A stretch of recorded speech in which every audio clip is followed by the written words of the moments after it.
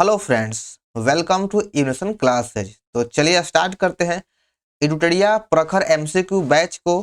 और इसमें हम फरवरी माह के 1 से लेकर 15 फरवरी 2024 तक के एमसीक्यू करंट अफेयर को पढ़ने वाले हैं, याद करने वाले हैं। तो आइए हम लोग आज इसी को फरवरी माह के 15 फरवरी तक के करंट अफेयर को पढ़ेंगे। और पढ़ेंगे ही नहीं बल्कि साथ ही साथ इसको याद करने की कोशिश करेंगे, ताकि आने वाला जो भी एग्जाम है, जो बिहार दरोगा, बिहार एसएससी हो या जो भी एग्जाम हो, उस सभी के लिए बहुत ही महत्वपूर्ण है। तो चलिए देखते हैं आज का पहला प्रश्न। और वीडियो को स्टार्ट करने से पहले आप लोग वीडियो को लाइक कर दीजिए, और चैनल पर नए हैं तो चैनल को सब्सक्राइब करना भूले, और इस वीडियो को अपने दोस्तों और ग्रुप में शेयर जरूर करें। और इसका पीडीएफ आपको हमारे टेलीग्राम चैनल पर मिल जाएगा, जिसका लिंक डिस्क्रिप्शन बॉक्स में दिया गया है। तो आइए देखते हैं पहला प्रश्न। इसमें कहा गया कि निम्नलिखित कथनों पर विचार कीजिए। आइए कथन को देखते हैं।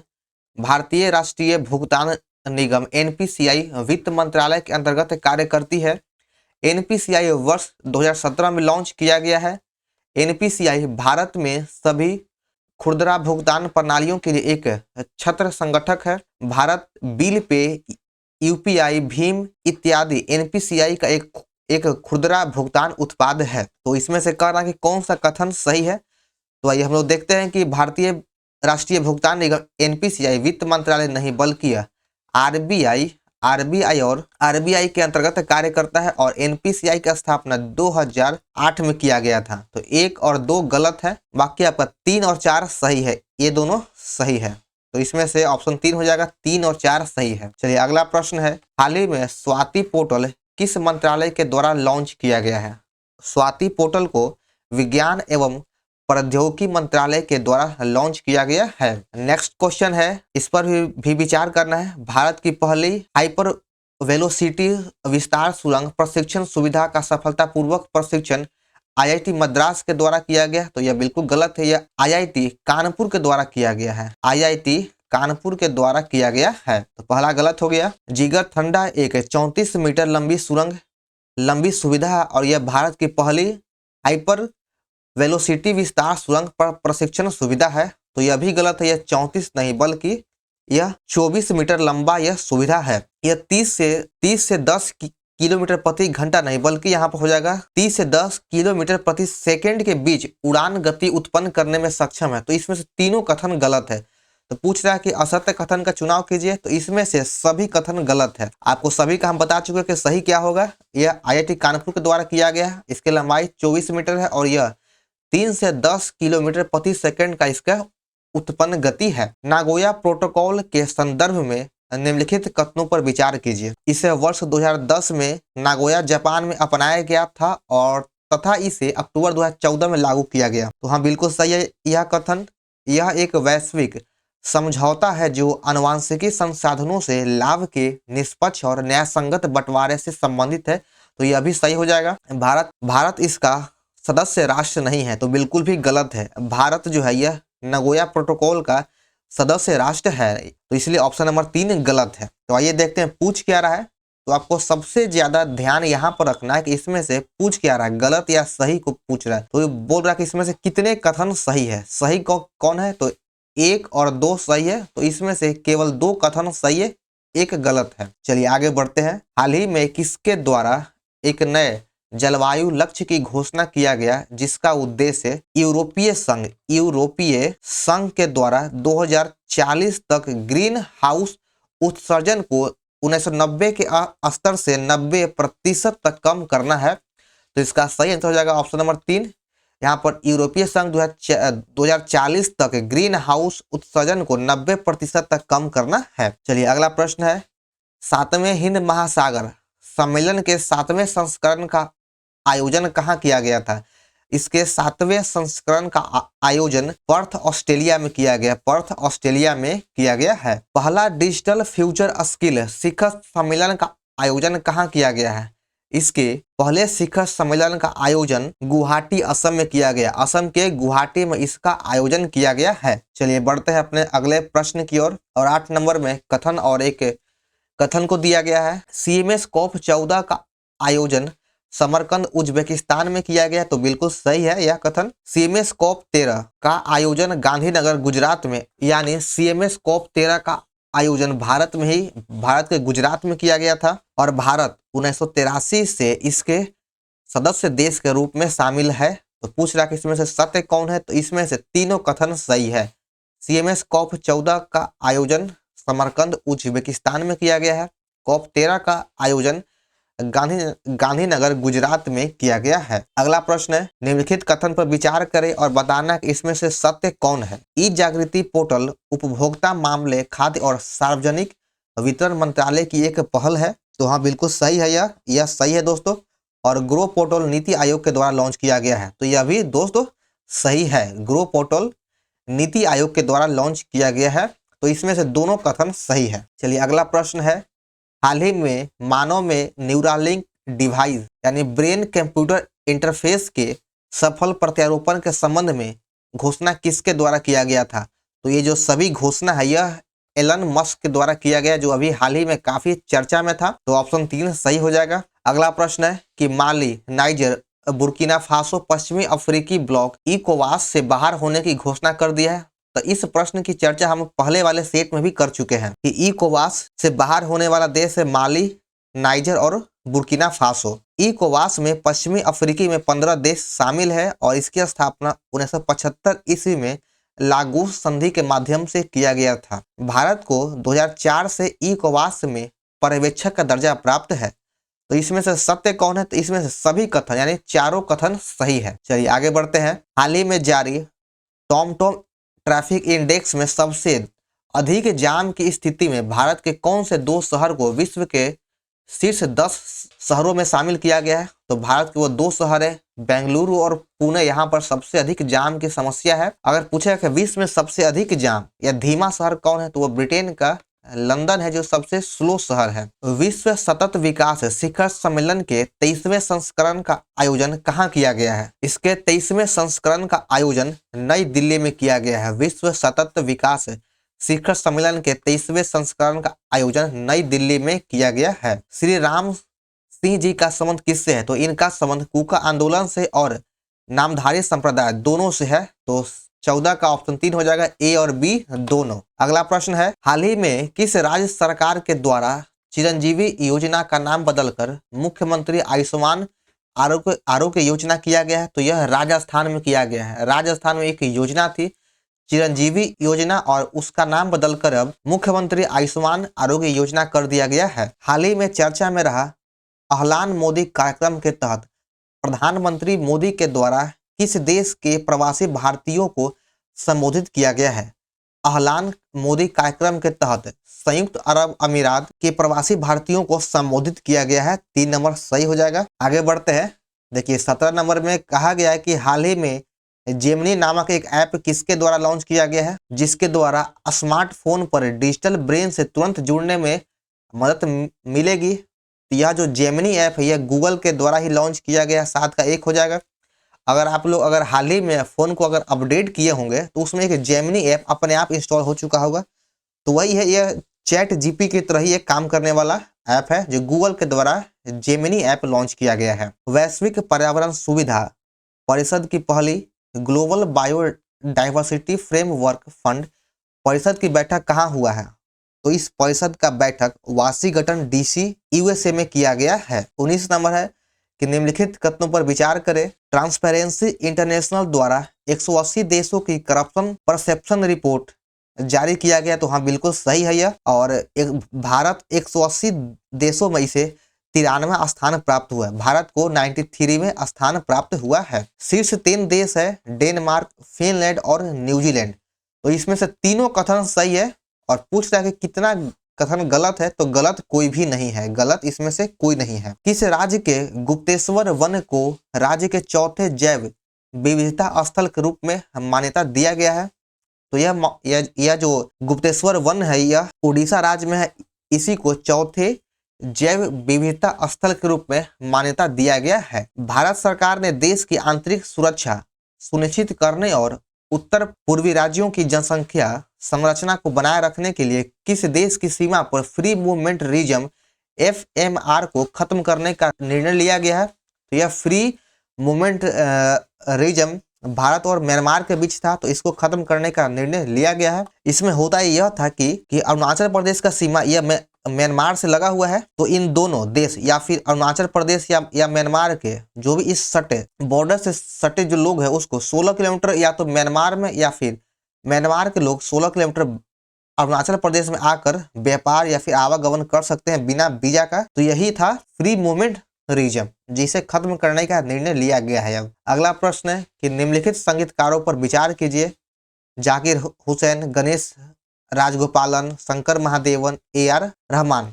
तो इसमें से पूछा गया है कि इन चारों में से किसे ग्रैमी अवार्ड 2024 से सम्मानित किया गया है। तो जाकिर हुसैन, गणेश राजगोपालन और शंकर महादेवन, इन तीनों को ग्रैमी अवार्ड 2024 प्रदान किया गया है। तो सही उत्तर हो जाएगा 1, 2 और 3। चलिए आगे बढ़ते हैं। हाल ही में हाई एल्टीट्यूड स्यूडो सैटेलाइट का सफल प्रशिक्षण किस अनुसंधान परिषद के द्वारा किया गया है। तो इसका सफल प्रशिक्षण वैज्ञानिक और औद्योगिकी अनुसंधान परिषद CSIR के द्वारा किया गया है। चलिए आगे बढ़ते हैं, देखते हैं कि नीतीश डिवाइस पद का विस्तारित रूप क्या है, जो आकाशीय बिजली गिरने या बाढ़ आने से आधा घंटा पहले किसानों और जनता को अलर्ट प्रदान करने के लिए व्यापक रूप से चर्चा में है। तो इसका फुल फॉर्म पूछ रहा है कि इसका फुल फॉर्म क्या होगा। तो इसका फुल फॉर्म होता है novel initiative technology intervention safety of human lives. 24 का 2 नंबर सही है। और इस प्रश्न का हम जनवरी वाले सेट में भी जिक्र कर चुके हैं विस्तार से। चलिए आगे 25 नंबर कि निम्नलिखित हस्तियों पर विचार कीजिए। और इसमें से दिया गया यह है कि भारत रत्न 2024 से सम्मानित कौन नहीं हुआ है। इन चारों में से किसे भारत रत्न 2024 से सम्मानित नहीं किया गया है। तो M वेंकैया नायडू और P सुब्रमण्यम, इन दोनों को 2024 में भारत रत्न नहीं दिया गया है। तो दिया किसको गया है। तो इसमें से 2024 में 5 व्यक्तियों को भारत रत्न दिया गया है। पहला है लाल कृष्ण अडवाणी और दूसरा है कर्पूरी ठाकुर जो बिहार के मुख्यमंत्री भी रह चुके हैं। और तीसरे हैं चौधरी चरण सिंह और फिर है PV नरसिम्हा राव और MS स्वामीनाथन जो हरित क्रांति से संबंधित है। इन 5 व्यक्ति को 2024 में भारत रत्न से सम्मानित किया गया है। देखिए भारत रत्न की जब शुरुआत हुआ था तो उस समय से यह प्रचलन रहा कि प्रतिवर्ष 3 व्यक्तियों को ही भारत रत्न दिया जाएगा, लेकिन 1999 ईस्वी में यह प्रथा टूट गया और उस समय 4 व्यक्तियों को भारत रत्न दिया गया। फिर 2024 में यह 5 व्यक्तियों को भारत रत्न दिया गया है। चलिए आगे बढ़ते हैं। हाँ, तो इसका सही आंसर कौन होगा। तो इसमें 1 और 4 को नहीं दिया गया है। ठीक है, चलिए आगे है कि निम्नलिखित में से सही मिलान नहीं है। किसका मिलान गलत है। होरी हब्बा पशु खेल यह कर्नाटक में मनाया जाता है। जल्लीकट्टू तमिलनाडु में है। धिरियो जो पशु खेल है यह गोवा में आयोजित किया जाता है। और कंबला यह पंजाब नहीं बल्कि कंबला का आयोजन कर्नाटक में किया जाता है। तो इसमें से 4 नंबर गलत हो जाएगा। चलिए देखिए 27 नंबर 14 फरवरी 2024 को प्रधानमंत्री नरेंद्र मोदी ने संयुक्त अरब अमीरात से पहले हिंदू मंदिर का उद्घाटन किया है और इसका निर्माण किस संस्था के द्वारा किया गया है। तो इसका निर्माण बोच सन्नवासी अक्षर पुरुषोत्तम स्वामी नारायण संस्था के द्वारा किया जा रहा है। तो 27 का 3 नंबर सही हो जाएगा। चलिए आगे 28 नंबर निम्नलिखित लिपियों पर विचार करें। और कहा गया कि किसे त्रिपुरा माध्यमिक शिक्षा बोर्ड परीक्षा में कोकबोरोक भाषा की आधिकारिक लिपि के रूप में घोषित करने का निर्णय लिया गया है। तो त्रिपुरा माध्यमिक बोर्ड के द्वारा बंगाली और रोमन ये दोनों को कोकबोरो भाषा की लिपि आधिकारिक रूप से घोषित कर दिया गया है या घोषित करने का निर्णय लिया गया है। तो सही उत्तर हो जाएगा ऑप्शन सी 1 और 3। चलिए आगे बढ़ते हैं, देखते हैं 29 नंबर बिहार सरकार के 3E मिशन मोड का संबंध किससे है। 3E मिशन मोड का संबंध ट्रैफिक से है। अगला है कि हाल ही में केंद्रीय पोत परिवहन और जल मार्ग मंत्री सर्बानंद सोनोवाल के द्वारा बिहार के कालू घाट पर अंतर्राष्ट्रीय बंदरगाह का उद्घाटन किया गया है। कालू घाट किस जिले में स्थित है। कालू घाट बिहार के किस जिले में है। तो यह बिहार के सारण डिस्ट्रिक्ट सारण जिला में है। चलिए आगे बढ़ते हैं कि निम्न कथनों पर विचार करें। स्वाति पोर्टल में स्वाति का फुल फॉर्म क्या होता है। तो इसका पूर्ण रूपेण हो जाएगा science for women technology and invention है, यहाँ पर इनोवेशन होगा। यहाँ देखिए कितना बारीक से यहाँ पर चेंज दिया गया है। इन्वेंशन नहीं बल्कि यहाँ पर INN होगा, VATION इनोवेशन। तो पहला गलत हो गया। भारत की यूपीआई सेवा श्रीलंका और मालदीव में भी शुरू किया गया है। तो 2 नंबर फ्रेंड्स सही है और पहला गलत है। तो बोल रहा है कि असत्य कथन कौन है, यानी गलत कौन है, तो इसमें से केवल 1 नंबर ही गलत है। चलिए आगे बढ़ते हैं कि निम्नलिखित कथनों पर विचार करें। डिब्रूगढ़ पहले फ्यूचर स्किल शिखर सम्मेलन की मेजबानी कर रहा है, तो बिल्कुल ही गलत है। यह डिब्रूगढ़ नहीं बल्कि गुवाहाटी हो जाएगा। गुवाहाटी पहले फ्यूचर स्किल शिखर सम्मेलन की मेजबानी कर रहा है। भारत ने फरवरी 2020 में गांधीनगर गुजरात में CMS COP 13 को मेजबानी किया था। तो हम पहले भी उत्तर दे चुके हैं कि CMS COP 13 का आयोजन गांधीनगर गुजरात में किया गया है। तो 2 नंबर सही है, बाकी 1 गलत है। तो पूछ रहा है कि सत्य कथन कौन है, तो इसमें से केवल 2 सही है। चलिए आगे 33 नंबर, निम्न कथनों पर विचार करें कि विधि आयोग के वर्तमान अध्यक्ष न्यायमूर्ति ऋतुराज अवस्थी है। पहला विधि आयोग 1834 ईस्वी में लॉर्ड मैकाले की अध्यक्षता के दौरान स्थापित किया गया था। तो 33 का दोनों कथन सही है। तो पूछा कि गलत कौन है, तो इसमें से गलत कोई नहीं है, ना तो 1 और ना ही 2 गलत है। 34 में दिया गया कि सुविका पेंटिंग का संबंध नागालैंड के नागा समुदाय से है। सुविका पेंटिंग का संबंध नागालैंड के नागा समुदाय से नहीं बल्कि यह मणिपुर के मैतेई समुदाय से है। सुविका पेंटिंग विलुप्त होने के कगार पर है, तो बिल्कुल सही है, यह विलुप्त होने की स्थिति में ही है।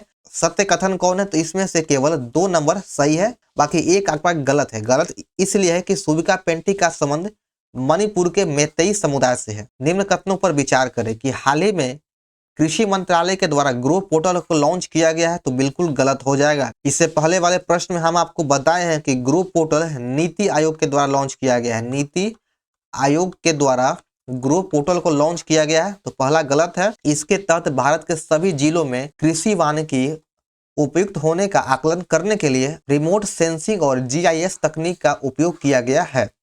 तो इसमें से केवल 2 नंबर सही है, बाकी 1 गलत है। चलिए आगे देखिए 36, मुख्यमंत्री समेकित चौर विकास योजना के संबंध में निम्न कथनों में से विचार कीजिए और बोला गया कि इसमें से सत्य कौन है। इसके तहत किसानों को तालाब बनाने तथा जल प्रबंधन के लिए 50 से 70% तक अनुदान प्रदान किया गया है, तो बिल्कुल सही है यह।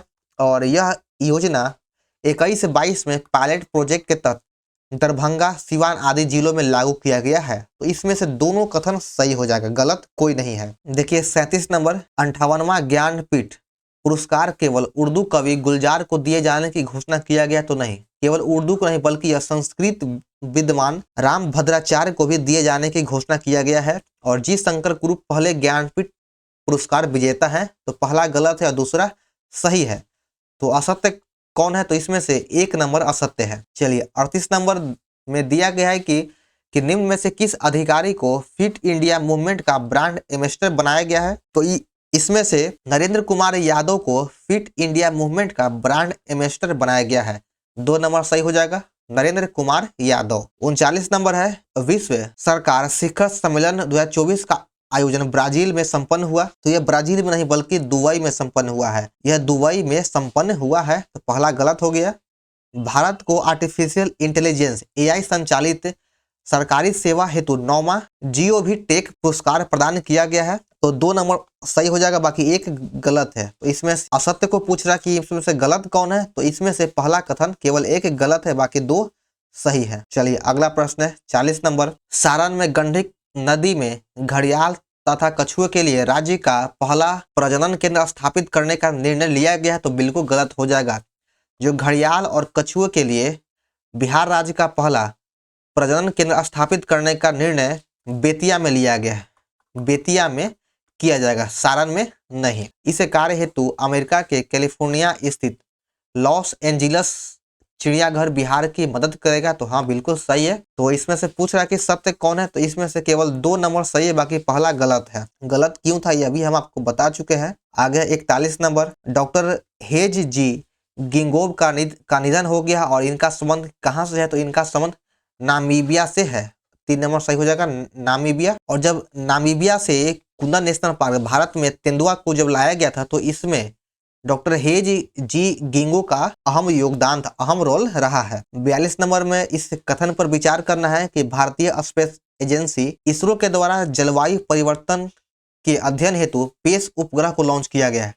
तो पेस उपग्रह को तो लॉन्च किया गया, लेकिन यह इसरो के द्वारा नहीं बल्कि नासा के द्वारा, अमेरिकी अंतरिक्ष एजेंसी के द्वारा जलवायु परिवर्तन के लिए पेस उपग्रह को लॉन्च किया गया है। और इसका फुल फॉर्म होता है प्लैंकटन एयर। यहाँ पे एयर नहीं होगा, यहाँ पे एरोसोल होगा, यहाँ पे एरोसोल क्लाउड ओशियन इकोसिस्टम। तो इसमें से दोनों कथन गलत हो गया है। तो असत्य कौन है? तो इसमें दोनों असत्य है। चलिए आगे बढ़ते हैं। मिलन नौसैनिक अभ्यास का आयोजन बालासोर के तट पर किया गया, तो बिल्कुल गलत है, यह विशाखापट्टनम में किया गया है। मिलन नौसैनिक अभ्यास का आयोजन विशाखापट्टनम में किया गया है। इस अभ्यास की थीम है सुरक्षित समुद्री भविष्य के लिए नौसेना गठबंधन। तो 2 नंबर सही है, बाकी 1 गलत है, तो सही हो जाएगा केवल 2। ई जागृति पोर्टल का संबंध किससे है? ई जागृति पोर्टल का संबंध यह उपभोक्ता आयोग के लिए एक पोर्टल है, 1 नंबर सही हो जाएगा। 45 नंबर में कहा गया है कि 10वें वाइब्रेंट गुजरात शिखर सम्मेलन के मुख्य अतिथि कौन है? तो इसके मुख्य अतिथि है यूएई के राष्ट्रपति, संयुक्त अरब अमीरात के राष्ट्रपति इसके मुख्य अतिथि है। थानथाई पेरियार वन्यजीव अभयारण्य किस राज्य में है? तो इसका संबंध तमिलनाडु राज्य से है, तमिलनाडु राज्य से है। अगला प्रश्न है, प्रवासी पक्षियों के संरक्षण के लिए पक्षी कार्यशाला का आयोजन बिहार के किस जगह पर किया जा रहा है? तो इसका आयोजन बिहार के पटना में किया जा रहा है, 3 नंबर सही हो जाएगा पटना। 48 नंबर देखिएगा कि निम्नलिखित कथनों पर विचार करें। पीएम ई बस योजना का प्रारंभ 16 अगस्त 2023 को हुआ था और पीएम ई बस योजना के तहत बिहार को केंद्र सरकार से अप्रैल 2024 तक 400 इलेक्ट्रिक बस मिलेगी। तो यह दोनों कथन सही है, गलत कोई भी नहीं है। तो 48 का 3 नंबर सही है। चलिए आगे देखते हैं। 49 बिहार लघु उद्यमी योजना के संदर्भ में निम्नलिखित कथनों पर विचार कीजिए। इस योजना का मुख्य उद्देश्य गरीब परिवारों को स्वरोजगार के लिए यानी खुद से रोजगार के लिए सहायता प्रदान करना है। इस योजना में लाभार्थियों को 2 लाख रुपए वित्तीय सहायता दिया जाएगा। तो दोनों कथन सही हो जाएगा। तो उपयुक्त में से कितने कथन सही है? तो दोनों कथन 1 और 2 दोनों सही है। अगला प्रश्न है अंतिम इस सेट का कि राष्ट्रपति महात्मा गांधी को समर्पित देश के पहले सबसे बड़े बापू टावर का निर्माण कहाँ किया गया है? देश का सबसे बड़ा बापू टावर का निर्माण अपने बिहार के पटना के गर्दनी बाग में किया गया है। तो 50 का 4 नंबर सही हो जाएगा। गर्दनी बाग में इसका निर्माण किया गया है और यह लगभग 7 एकड़ में इसका निर्माण किया गया है। तो चलिए यहाँ पर हमारा एमसीक्यू करेंट अफेयर के एमसीक्यू बैच का 3rd क्लास समाप्त होता है। तो आप लोगों को यह वीडियो कैसा लगा कमेंट जरूर करें। पसंद आने पर वीडियो को लाइक और चैनल को सब्सक्राइब करना ना भूलें और इस वीडियो को अपने दोस्तों ग्रुप में शेयर जरूर करें। तो चलिए मिलते हैं फिर नेक्स्ट वीडियो में। जय हिंद,